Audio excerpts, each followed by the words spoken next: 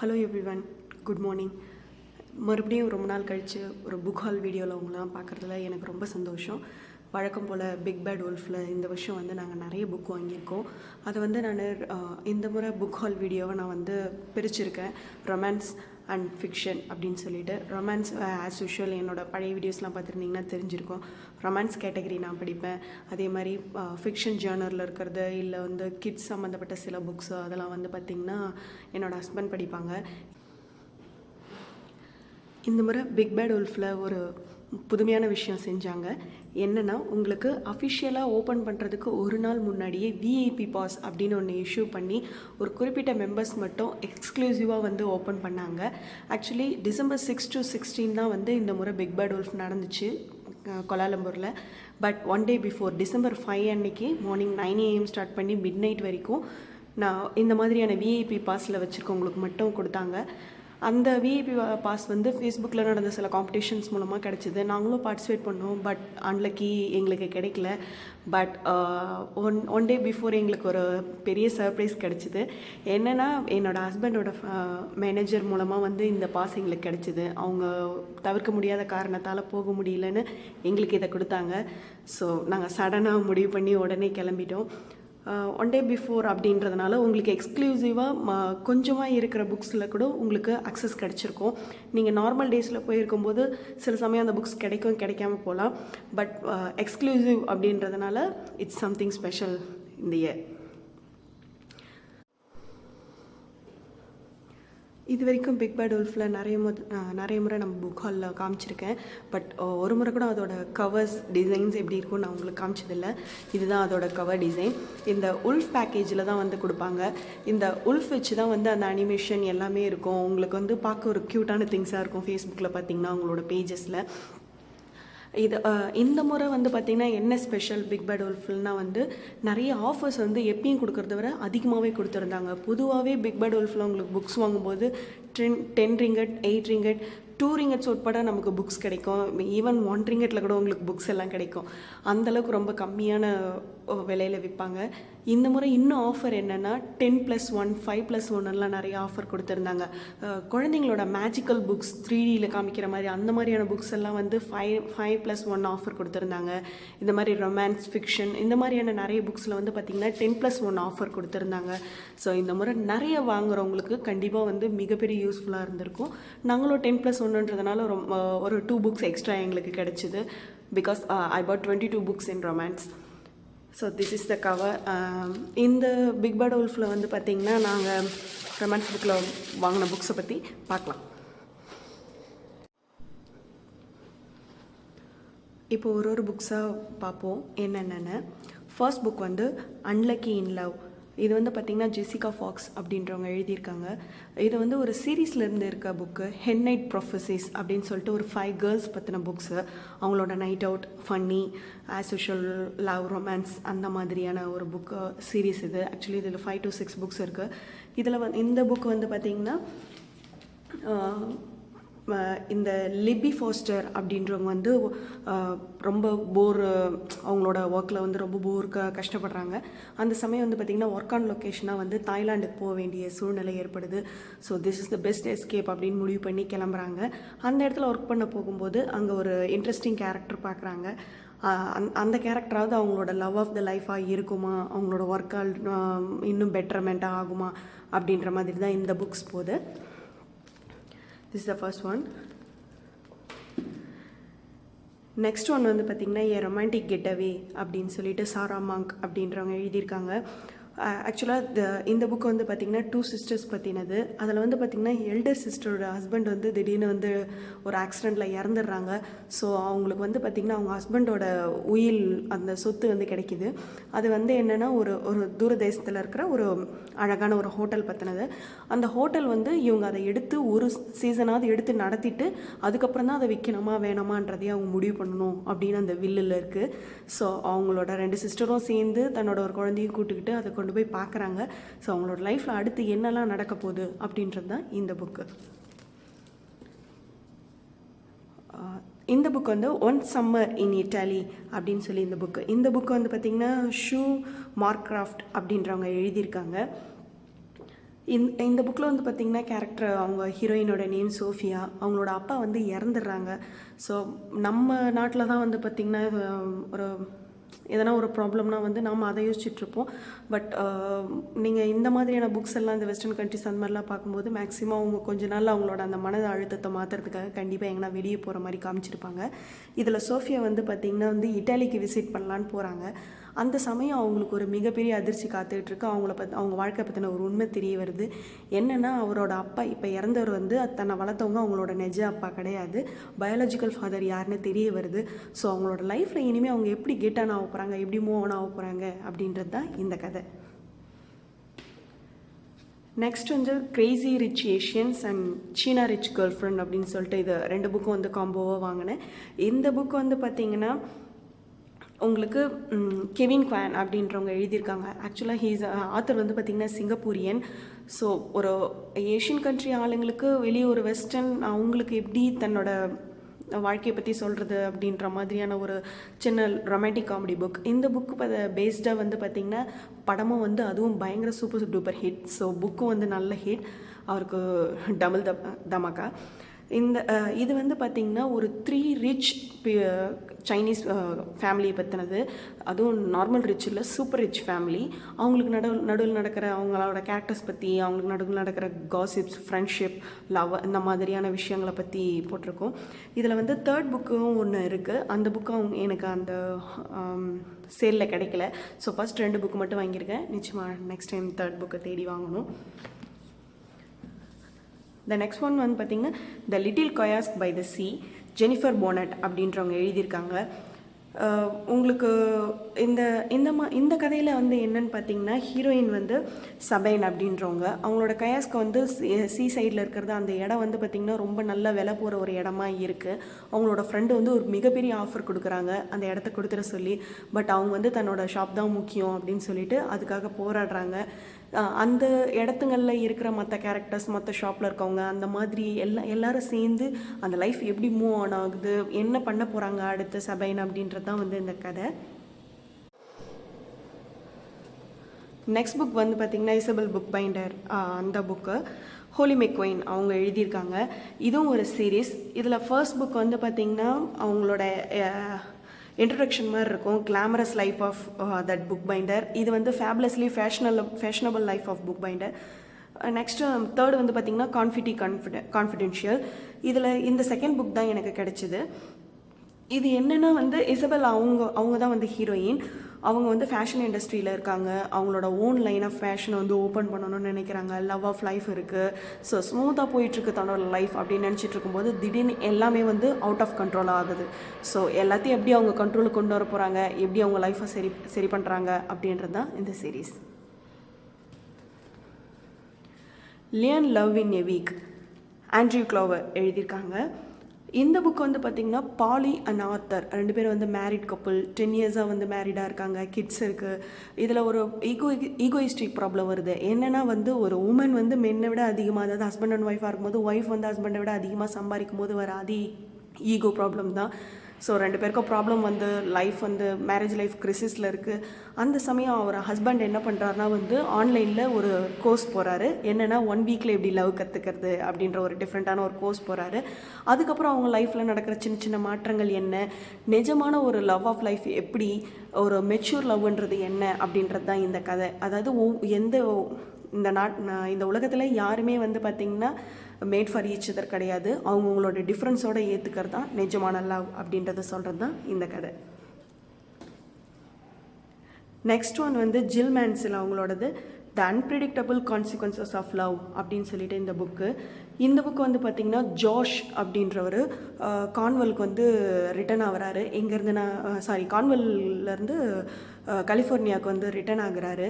அந்த இடத்துல தன்னோட ஹோம் டவுனுக்கு, அந்த இடத்துல வந்து சோஃபி அப்படின்ற ஒரு இன்ட்ரெஸ்டிங் கேரக்டர் வந்து மீட் பண்ணுறாரு. அவங்க வந்து ஒரு ஃபோட்டோகிராஃபராக இருக்காங்க. இவருக்கு அவங்கள பார்த்த உடனே வந்து லவ் அட் ஃபர்ஸ்ட் சைட் ஆகிடுது. பட் சோஃபிக்கு வந்து பார்த்திங்கன்னா ரொமான்ஸ், அந்த லவ் அதெல்லாம் வந்து அந்தளவுக்கு இஷ்டம் இல்லாமல் இருக்காங்க. ஸோ 2 பேரும் அவங்களோட லவ்வை ஃபைண்ட் பண்ணாங்களா அப்படின்றது தான் இந்த கதை. த்ரிஷா ஆஷ்லேவோட சோவிங் சீக்ரெட்ஸ் அப்படின்ற புக் இது. இந்த புக்கு வந்து பார்த்திங்கன்னா ஃப்ரான் மார்ச் அப்புறம் மேல் அவங்க 2 பேரும் வந்து மேரிடாக இருக்காங்க. இதில் ஃப்ரானுக்கு வந்து ஃப்ரானோட டாட்டர் நேம் வந்து பார்த்திங்கன்னா ரோசி. மேல் அவங்களோட ஹஸ்பண்ட் வந்து பார்த்திங்கன்னா கொஞ்சம் முரட்டுத்தனமாக, அந்தளவுக்கு ரொம்ப சந்தோஷமான ஒரு லைஃபாக இல்லாமல் ஏதோ ஒன்று யோசிச்சுக்கிட்டே இருக்கிற மாதிரி கொஞ்சம் தனிமையிலே இருக்கார். திடீர்னு வந்து பார்த்திங்கன்னா ஃப்ரானோட வாழ்க்கையில் அந்த லேடியோட வாழ்க்கையில் ஒரு ப்ராப்ளம் என்னென்னா, அவங்க டாட்டர் ரோசி வந்து மேலோட பொண்ணு கிடையாது, தன்னோட எக்ஸோட பொண்ணு. அவங்க எக்ஸை வந்து திடீர்னு அவங்க மறுபடியும் சந்திக்க வேண்டிய சூழ்நிலை ஏற்பட்டுடுது. ஸோ அவங்க டாட்டர்கிட்ட எப்படி அந்த உண்மையை சொல்ல போகிறாங்க, எப்படி ஃபர்தராக அவங்களோட லைஃப் வந்து ஒழுங்காக மாற்ற போகிறாங்க, தன்னோட ஹஸ்பண்டோட அந்த கிரம்பினஸ் மாறிச்சா அப்படின்றது தான் இந்த கதை. It started with Paris. Cathy Kelly அப்படின்றவங்க எழுதியிருக்காங்க. உங்களுக்கு உங்களோட லவ்வை ப்ரப்போஸ் பண்ணும்போது ஒரு ரொமான்டிக் இடத்துலேருந்து ப்ரப்போஸ் பண்ணால் எவ்வளோ சந்தோஷமாக இருக்கும். அதுவும் ஸ்பெஷலி பாரிஸில் அந்த ஈஃபில் டவர் பார்க்குறதே சந்தோஷம். அதில் டாப் ஃப்ளோரில் ஒரு ரொமான்டிக்கான ஒரு இடத்துல அவங்களோட ஃபியான்ஸே அவங்களுக்கு வந்து ப்ரப்போஸ் பண்ணுறாங்க. அவங்களும் அதை அக்செப்ட் பண்ணுறாங்க. அவங்க வீட்டுக்கு திரும்பும்போது அவங்களோட இந்த ஒரு முடிவு அவங்கள சம்மந்தப்பட்ட 3-4 பேரோட வாழ்க்கையை வந்து மாற்ற போகுது. அது எப்படி இன்டர்லிங்க் ஆகிருக்கு, அவங்களோட லைஃப் அடுத்து மேரேஜில் முடிஞ்சுதா அப்படின்றது தான் இந்த கதை. The birthday that changed everything, Debbie Johnson அவங்களோட புக்கு. இதில் வந்து பார்த்திங்கன்னா சாலி அவங்களோட பர்த்டே வந்து வருது. அவங்க ஹஸ்பண்ட் கிட்டேருந்து ஒரு மிகப்பெரிய சர்ப்ரைஸ் வரும்னு அவங்க ரொம்ப ஆசையோடு எதிர்பார்த்துட்ருக்காங்க. ஆனால் அந்த சர்ப்ரைஸ் வந்து ஒரு ட்ராஜடியாக முடிஞ்சிருது. என்னென்னு பார்த்தா அவங்களோட ஹஸ்பண்ட் வந்து ஒரு சின்ன பொண்ணு, ஒரு டான்ஸரோட வந்து அவங்களோட எனக்கு லைஃப் அவங்க கூட தான் சொல்லிட்டு மூவ் ஆன் ஆகுறாங்க. இவங்களுக்கு ரொம்ப கஷ்டமாயிடுது. அவங்க ஏற்கனவே முடிவு பண்ணி வச்சுருக்க மாதிரி டர்க்கிக்கு சாலி வந்து டர்க்கிக்கு டூருக்கு கிளம்புறாங்க. அந்த இடத்துல ஒரு இன்ட்ரெஸ்டிங் கேரக்டரை மீட் பண்ணுறாங்க, ஜேம்ஸ் அப்படின்றவரை. இவங்க எப்படி வாழ்க்கையில் ஒரு அடிப்பட்ட ஆளாக இருக்காங்களோ அதே மாதிரி ஜேம்ஸும் வந்து பார்த்திங்கன்னா அவரோட ஓன் சீக்ரெட்ஸ் இதெல்லாம் இருக்குது. ஸோ நிஜமாகவே 2 பேரும் லைஃப்பில் ஒன்றா மாற போகிறாங்களா, ஒரு காலம் வந்து அதோட எந்த காயத்தையும் ஆத்துமா அப்படின்றது தான் வந்து இந்த கதை. Next one is Momzillas. இது யார் எழுதியிருக்காங்கன்னா வந்து ஜில் காமன் அப்படின்றவங்க எழுதியிருக்காங்க. இது வந்து ஒரு ஃபன்னி நாவல். நம்ம பொதுவாக நம்மளோட சொசைட்டியில் என்ன ஒரு ப்ராப்ளம்னா, இன்னொருத்தவங்க நல்லா பெருசாக வாழ்கிறாங்கன்னும் போது நாமளும் அதே மாதிரி மாறணும் அப்படின்னு அவசியம் இல்லைன்றதை சொல்கிறதுக்கான இந்த கதை தான் இது. இது வந்து பார்த்திங்கன்னா அப்பர் கிளாஸ் மன்ஹாட்டன் சொசைட்டியில் நடக்கிற ஒரு சின்ன ஈகோயிஸ்டிக் ப்ராப்ளம் மாதிரின்னு கூட வச்சுக்கலாம். ஹானா தான் வந்து இதில் வந்து முக்கியமான கேரக்டர். அவங்க வந்து அவங்களோட குழந்தையோட அந்த பார்க்கில் இவங்களாம் சந்திக்கிற அந்த சொசைட்டியில் சந்திக்கிற ஆளுங்களாம் வந்து ரொம்ப ரிச்சாக ஹெவியாக நடந்துக்கிறாங்க. அந்த பொருட்கள்லாம் வாங்குறதுலாம் கூட எல்லாமே பிராண்டடாக ட்ரெஸ்ஸஸ் வாங்குறது குழந்தைக்கு, அந்த மாதிரிலாம் நடந்துக்கிறாங்கன்னு இவங்களும் அதோட நம்ம போட்டி போடணும், நம்மளும் சரிசமமாக இருக்கணும்னு மாறுறாங்க. அவங்க நினச்சி பார்க்குறதுக்குள்ளேயே வந்து அந்த போட்டி உலகத்தில் இவங்க எந்தளவுக்கு மாறிட்டாங்க, இதனால் அவங்க மதரின்லாம் கூட என்னென்ன மாதிரியான ப்ராப்ளம் நடக்குது, அதுதான் வந்து இந்த கதை. இது கொஞ்சம் ஃபன்னியாகவும் சொல்லியிருக்காங்க. ஸோ இந்த கதையை வாங்கியிருக்கேன். Escape to village cottage, Bella Osbourne அவங்க எழுதியிருக்காங்க. இந்த புக்கு வந்து பார்த்திங்கன்னா கிண்டல் எடிஷனில் வில்லேஜ் காட்டேஜ் சீரீஸ் அப்படின்ட்டு 4 சீசன் பற்றின ஒரு கதையாக வந்து வந்தது. அது எல்லாத்தையும் வந்து ஒரு தொகுக்கப்பட்ட கதையாக தான் வந்து எஸ்கேப் டு வில்லேஜ் காட்டேஜ்னு கொடுத்துருக்காங்க. இதில் யாரை வந்து பார்த்திங்கன்னா பெத் அவங்களோட சன் லியோ கூட இந்த காட்டேஜுக்கு வராங்க. அவங்களோட லைஃப்பில் இருக்க ப்ராப்ளத்தெல்லாம் விட்டுட்டு இந்த காட்டேஜுக்கு வந்து ஒரு நிம்மதியான வாழ்க்கை வாழணும்னு வராங்க. அங்கே வந்து ஜாக் அப்படின்ற ஒரு கேரக்டர் அவங்க சந்திக்கிறாங்க. ஒவ்வொரு சீசன்லேயும் மாறும்போது நிஜமாகவே இவங்க 2 பேரோட மனசு மாறி அவங்களோட வாழ்க்கையை 2ம் ஒன்றா சேர்க்குமா அப்படின்றது தான் வந்து இந்த கதை. நெக்ஸ்ட் வந்து எ கண்ட்ரி கிறிஸ்மஸ் அப்படின்ட்டு வெரோனிகா ஹென்றி. இது வந்து பார்த்திங்கன்னா ஒரு சீரீஸ், ஹனிகோட் சீரீஸ் அப்படின்னு சொல்லி. இந்த சீரீஸில் வந்து ஆக்சுவலி 3 புக்ஸ் இருக்குது. இது ஃபர்ஸ்ட் புக். செகண்ட் புக் வந்து கண்ட்ரி லைஃப், தேர்ட் புக் வந்து கண்ட்ரி வெட்டிங். இந்த ஃபர்ஸ்ட் புக்கில் வந்து பார்த்திங்கன்னா மிக்கி அண்ட் லூசி வந்து மேரிடாக இருக்காங்க. 3 கிட்ஸ் இருக்காங்க அவங்களுக்கு. அவங்க வந்து பார்த்திங்கன்னா ஒரு கிறிஸ்மஸ் டின்னர் பார்ட்டி அரேஞ்ச் பண்ணுறாங்க. பொதுவாக கிறிஸ்மஸ் டைமில் வந்து ஒரு ஃபேமிலியில் எல்லோரும் கெட் டுகெதர் மாதிரி வச்சு ஒரு டின்னர் பார்ட்டி வைப்பாங்க இல்லைங்களா. அந்த மாதிரி டின்னர் பார்ட்டி வைக்கும்போது இவங்களோட ஃபேமிலி நேம் லிடாட். அந்த லிடாட் ஃபேமிலியில் ஓவரால் எல்லோரும் கேதர் ஆகும்போது நிறைய சீக்ரெட்ஸ் ரிவீல் ஆகுது. அது நிறைய மாற்றங்களை அந்த ஃபேமிலியில் கொண்டு வரப்போகுது. அது என்ன அப்படின்றது தான் இந்த புக். நெக்ஸ்ட் வந்து பார்த்திங்கன்னா ஒன் கிறிஸ்மஸ் கிஸ் இன் நாட்டிங் ஹில் அப்படின்ட்டு ஒரு புக்கு. இது வந்து மேண்டி பேகட் அப்படி அவங்க எழுதியிருக்காங்க. இதில் ஐலா வின்டர் அண்ட் சேஸ் பிரையன் இவங்க 2 பேரும் தான் வந்து ஹீரோ அண்ட் ஹீரோயின். இவங்க 2 பேரும் வந்து அவங்களோட லவ் எப்படி ஸ்டார்ட் ஆகுது அது எல்லாமே வந்து ஒரு அழகான ஒரு தொடக்கத்தை எங்கே கொடுக்குதுன்னா வந்து ஒரு ஃபெஸ்டிவ் சீசனான கிறிஸ்மஸ் அப்போ அவங்க 2 பேரோட கிஸ் வந்து ஒரு ரொமான்டிக்கான முறையில் நடக்குது. அது என்ன அப்படின்றது தான் வந்து இந்த கதை. அவங்களோட லைஃப்பில் எப்படி அவங்களோட ரொமான்ஸை கரெக்டாக கண்டுபிடிச்சாங்க அப்படின்றதும் இந்த கதையை சொல்லுது. நெக்ஸ்ட் வந்து பார்த்திங்கன்னா sunshine at the comfort food cafe. இதை டெபி ஜான்சன்ஸ் எழுதியிருக்காங்க. கம்ஃபர்ட் ஃபுட் கஃபே சீரீஸில் மொத்தம் 6 புக் இருக்குது. ஆல்ரெடி வேறு ஹால்ஸில் நான் உங்களுக்கு காமிச்சிருப்பேன். 1 and 3 ஆல்ரெடி இருக்குது. இந்த முறை வந்து பார்த்திங்கன்னா இது 4th புக், இதுவும் கிடச்சிருக்கு எனக்கு. இன்னும் 3 புக்ஸ் தான் வாங்க வேண்டியிருக்கு. இது வந்து என்ன மாதிரியான வந்து ஒரு ஃபுட் கஃபே, அந்த இடத்துல ஃப்ரெண்ட்ஸ், அவங்களோட ரிலேஷன்ஷிப், காசிப்ஸ், வழக்கம் போல் கஃபேன்றதுனால ஃபுட் பற்றி, அவங்களோட லைஃப், இந்த மாதிரியான ஃப்ரெண்ட்ஸ் எல்லாரை பற்றியும் இருக்கிறது தான் வந்து இந்த கதை. நெக்ஸ்ட் வந்து லவ் லைஸ் அண்ட் லெமன் பைஸ் அப்படின்னு கேட்டி கேனான் எழுதியிருக்காங்க. இது வந்து ஆக்சுவலி ஒரு அடல்ட் ரேஞ்ச் புக்கு கிடையாது. இது ஒரு மிடில் ஏஜ் டீனேஜ் புக்ஸ். இது நான் அந்தளவுக்கு தெரியாமல் இதை எடுத்துட்டேன். டீனேஜ் இதில் வந்து பார்த்திங்கன்னா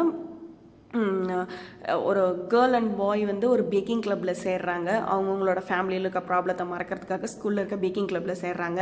அந்த இடத்துல இவங்க 2 பேரோட பர்சனல் ப்ராப்ளத்தில் அடுத்து என்ன ஆகுது, பேக்கிங் கிளப்பில் அவங்க சந்திக்கிற விஷயங்கள் என்ன, ப்ராப்ளம் என்ன, ஆஸ் யூஷுவல் பேக்கிங்ன்றதுனால அந்த பைஸ் அண்ட் பேக்கிங் இந்த ஐட்டம் பற்றியும், ப்ளஸ் அவங்களோட லைஃப்பில் என்ன ப்ராப்ளம், எப்படி அதை சமாளிக்க போகிறாங்கன்றதை பற்றியும் தான் இந்த புக்கு.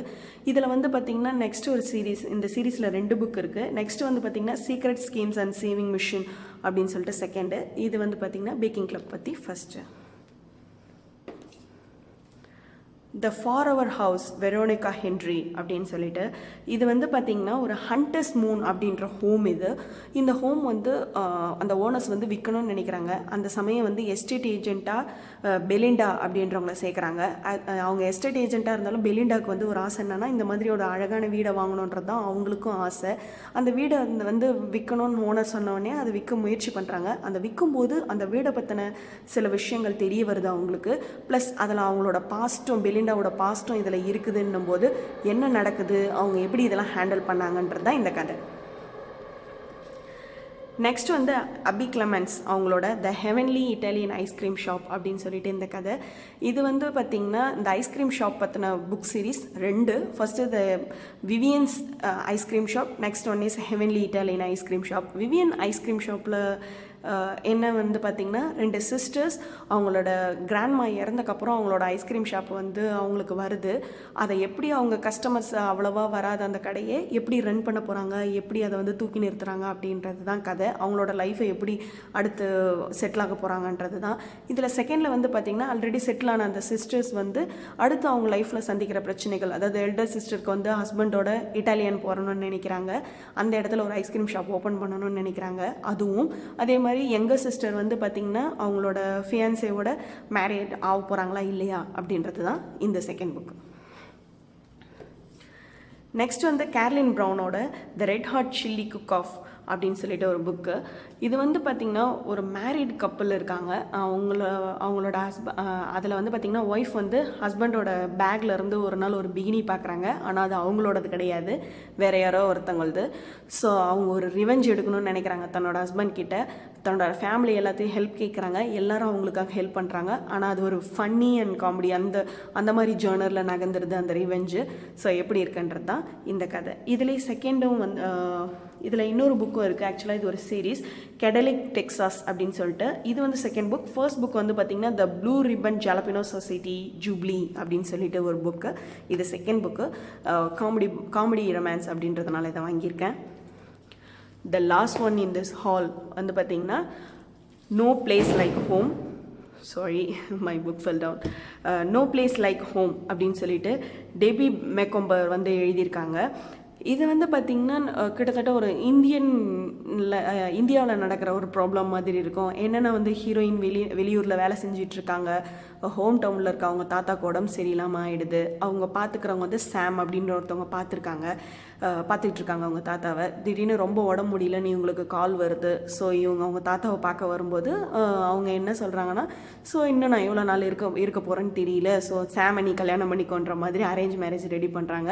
அவங்க சாம் பார்க்குறதுக்கு பிடிச்சிருக்குனாலும் கல்யாணம் பண்ணிக்கிற அளவுக்கு ஓகேவா அப்படின்னு சொல்லிட்டு அவங்க யோசிக்கிறாங்க. ஸோ அவங்களோட லைஃப் என்ன ஆகுது, நிஜமாகவே அவங்க தாத்தா எடுத்த முடிவு கரெக்டாக அப்படின்றது தான் வந்து இந்த கதை.